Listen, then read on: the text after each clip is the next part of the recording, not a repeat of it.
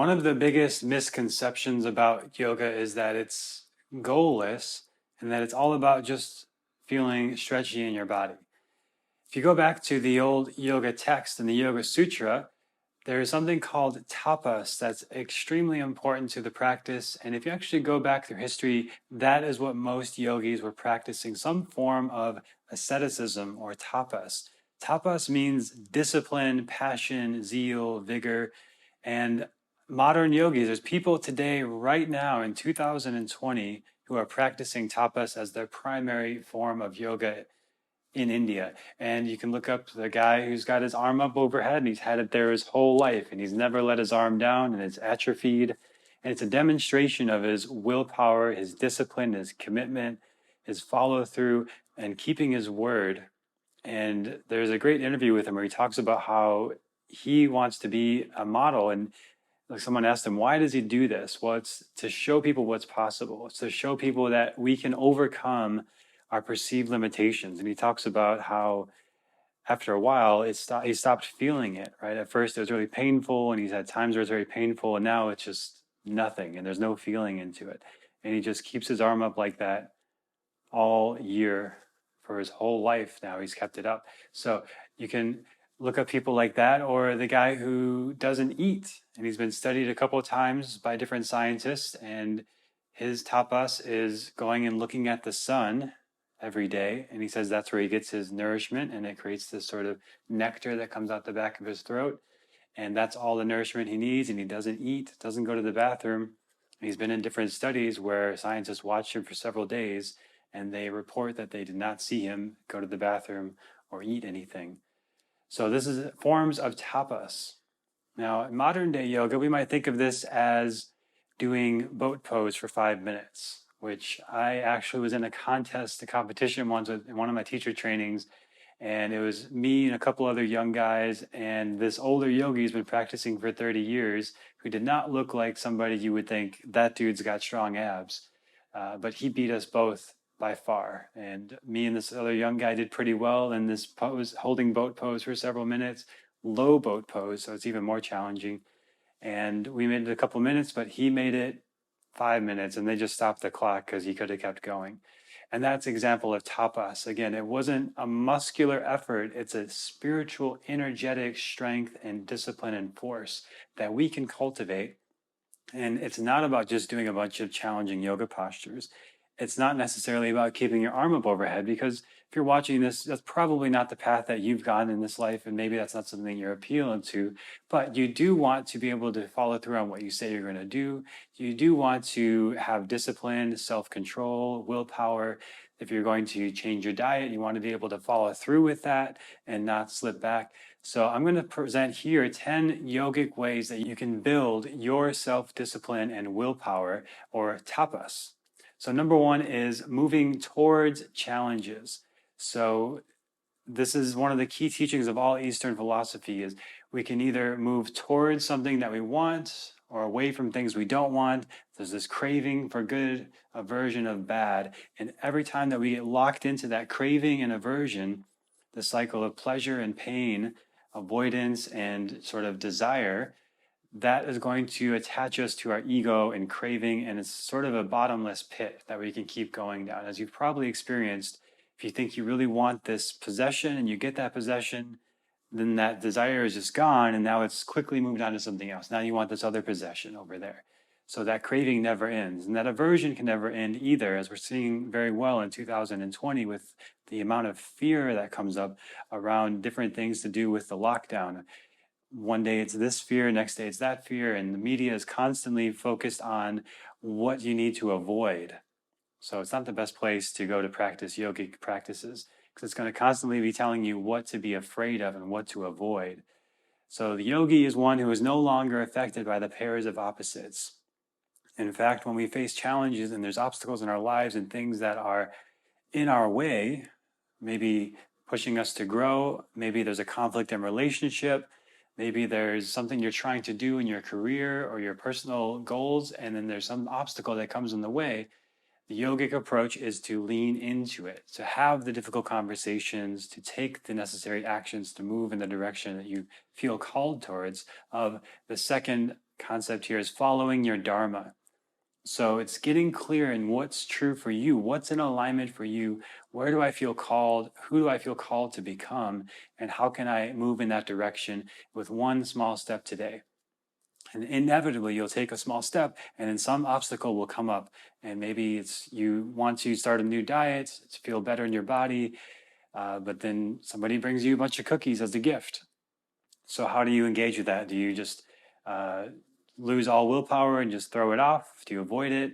And how can you lean into it and grow from that challenge? Maybe there's a conflict in relationship. You want to have a really good relationship, but these conflicts keep coming up. Do you just say, screw it, I don't want to deal with that? Or do you go into it and say, how can we work through this? Like, what do we need to address? The third thing, getting very practical, as you've probably seen this book called Make Your Bed. It's a great book about starting your day with self-discipline. It's exactly in the title. It's just starting your day by making your bed. So you have a small victory of willpower and discipline every day. And one little trick for that I've found is I have a sort of blanket I cover up with that's not my main bedding. So I don't have to make the bed because it's always made. I just have to tidy it up a little bit and then fold up the blanket that I used to cover up with. Works for me most of the time, but not always. So that's a little trick you can work with that. But having that practice of doing something in the morning that is going to set you up to say, okay, I know that this feels good. It doesn't, I mean, I'd rather have a clean made bed than a messy bed, right?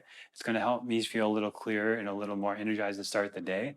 And every time I walk past that bed throughout the day, I feel this sense of like, it's done and I can move on to other things. And you probably experience when you have a messy bed, it's sort of this nagging feeling that it's like left undone that you could always go back to, but you've got other things to do.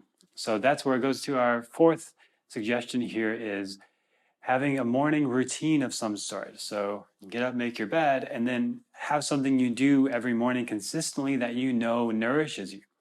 And it's changed for me many times over the years, and I think it should change for us as we grow and adapt.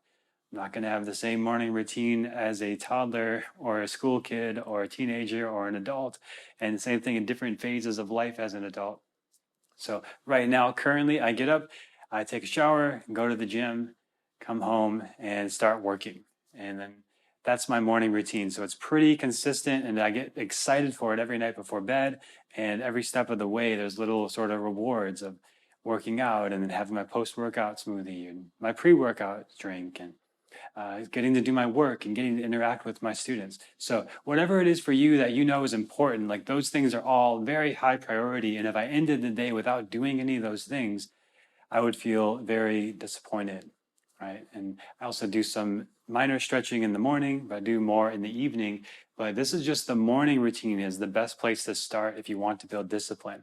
And I've done Kundalini yoga for many years. A big part of that is the morning sadhana. And a lot of the old yogic teachers would recommend practicing first thing in the morning because in a lot of modern research shows that's the best way to start a new habit is to have it be first thing in the morning. So roll out of bed, do your morning routine. It could be drinking lemon water. It could be doing stretches, doing yoga, meditation. It could be going for a walk, whatever it is for you. If you have a dog, it's probably going to involve going for a walk. So that's a nice little bonus bit of advice if you don't have a dog and you want to be doing morning walks. You kind of have to if you get a dog. And then, so the next suggestion here, number 5, is doing a yoga practice. So we're talking about tapas, we're talking about the 8 limbs of yoga. So you certainly, of course, yoga is going to be in here, but hatha yoga is one of the more common practices done today. And most people know vinyasa yoga, which is sort of a sped up version of hatha yoga with a lot of quick movements. Hatha means force. So this is another one of these misunderstandings of yoga. It's all about peace, and people will say zenning out, and I cringe every time I hear that. Definitely there is a creating of peace. There is that practice within it. That is part of it. We want to practice contentment, like I mentioned before. We want to practice cleanliness, like I've mentioned before. These are part of the 8 limbs of yoga. But tapas is where we see how hatha yoga forms. So hatha yoga means force, and it became this ascetic practice of doing very strong things with the body and sort of pushing its limits. And doing things like hanging upside down from a tree for several hours, keeping your arm up in the air for several years. Things like this that are very challenging and stressful on the body to transcend pain, to transcend limitations and mental limitations. Again, something I've learned from the Kundalini practice is I've done several countless meditations, practices where you keep your arms up overhead for 10 minutes, 60 minutes, in one case, an entire 6-hour day. Very, very challenging, but it makes you very aware of your perceived limitations and what happens when you shut that off and you just challenge yourself. And this carries over into everything, because now I've noticed that my mind can trick me. It can say, you can't do any more, but I can actually do more, and I don't get injured, and it's fine. And I've talked to my physical therapist teacher about this, and he says there's something about the spiritual energy that transcends the physical, and he's a very practical, grounded guy. So when you tap into that energetic quality of just keeping your arms elevated without effort, without force, more of an allowing, right? So this tapas is not about how much can you grunt and force and push your way through it, but it is strength, it is transformation, it is discipline, and it's a spiritual discipline. It's a spiritual strength that is energetic. Where does it come from? Well, being aware of your breath, not adding tension to your body, and being patient. So doing yoga practices like hatha yoga, where you hold poses in very strong ways for several breaths, is a great way to practice this. Doing vinyasa yoga, where you move quickly and challenge yourself, that is tapas, right? It's a more modern version of it, but that's definitely it. And then another suggestion, as I mentioned already, would be working out. So doing some sort of physical exercise where you're pushing your body with weights to its physical limits. Right? So that kind of speaks for itself. So I'm going to move on now again to the next one, is meditation. So now this is where you engage with the more energetic limitations and limits of your mind so that you can work through those and transcend them. So you can say, I'm going to sit in stillness for 10 minutes, 30 minutes, 60 minutes. If you have discomfort, pain in your back, of course, adjust your posture, do what you need to sit comfortably, maybe even do legs at the wall or shavasana to meditate.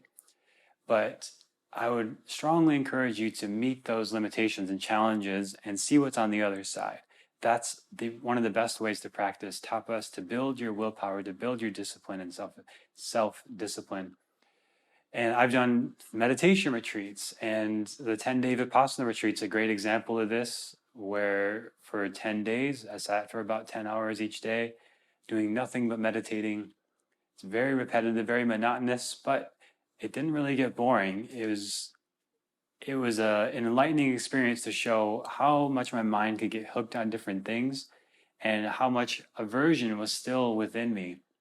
We would do a body scan, and this is something that you can do as well, as doing body scan meditations like yoga nidra, and noticing if there's certain areas where you just don't go there.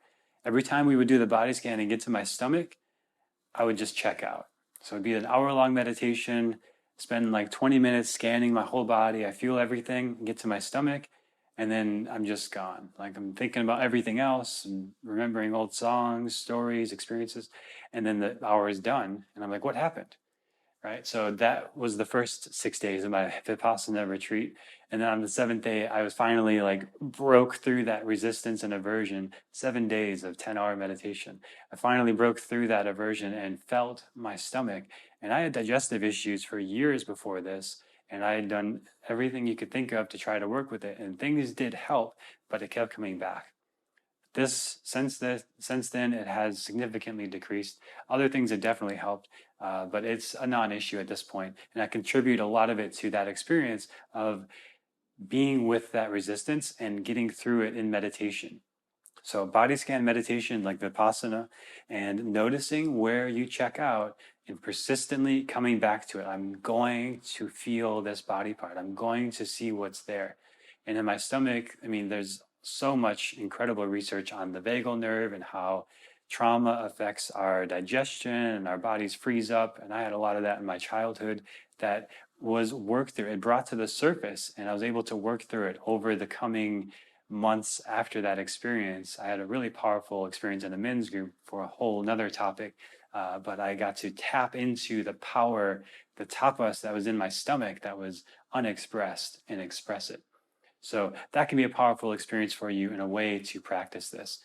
Next would be a version of meditation is pranayama. So this is controlling the breath, controlling the prana, the life force. This is the most overt example of what we're doing here, of creating discipline and self-discipline and tapas by controlling the prana that comes through the body, which we can do through diet, we can do through sunlight, we can do through our environment. But the most direct access point is the breathing. So things like alternate nostril breath, or breathing in through one nostril, the left side if you want to increase the yin qualities, the right side if you want to increase the yang qualities within you, and the alternate nostril breathing to increase and balance both. Those are really great practices. Holding the breath in increases the tapas, increases the more yang qualities of tapas. And equal exhale, but emphasizing inhaling and holding the breath will increase these more tapas qualities. Now, these aren't things you can do quickly, right? There's no get tapas quick scheme here, unfortunately. It takes a long time. There we go. It takes a long time and some self-control, self-discipline to build self-discipline, right? And you take small steps, and this is why some old yoga teachers and meditation teachers would say, well, you want to meditate, but you feel like you can't. Start with 1 minute. Just make it like a simple thing that you can succeed with, 1 minute a day. And then move on to 3 minutes, then 10 minutes. And eventually you can practice more consistently and find things that you like. It's going to be a lot easier to do the things that you like it's hatha or vinyasa or yin, and start doing that more regularly, an hour 3 times a week, an hour 5 times a week. Then maybe do a retreat of some sort, or longer, more in-depth meditation or practice. That's an extensive period where you get to practice this longer. And that's when you really start to see how you can build this. The next suggestion is mantra, another form of meditation. Now, this is something you can do anywhere. Just put on a recording. Any sort of music app now has tons of great mantra recordings. Krishna Das is great, and you can just chant along. Even if you don't know what it means exactly, he would say, Krishna Das, the singer of many of these great mantras, would say it all just means love. So you're just chanting with devotion, love, the bhakti yoga. So that can come through in mantra, and that's a way you can practice if you're having a hard time with the other stuff. Mantra in the old yogic text is the first recommendation. They recommend chanting Om.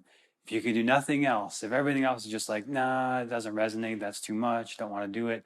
If you just chant Om regularly, that will get you there. That will create this experience of tapas that we're talking about here.